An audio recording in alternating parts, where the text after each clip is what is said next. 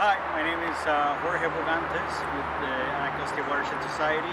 So we are here looking at our vernal pools right by the Paint Branch.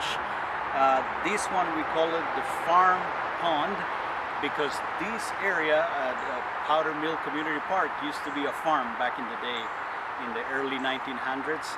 So we think this could have been a farm pond back in the day.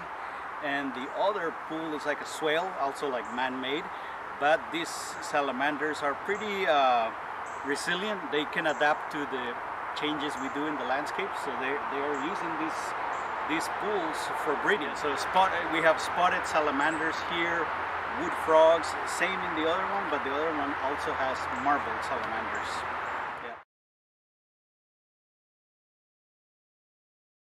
Aquatic plants. They're called water plantains, and these sedges, because normally they have vernal pools have limited vegetation, but this one is pretty rich, and that algae does provide some nutrients to the embryo, and yeah, it's a symbiosis between algae and the salamander.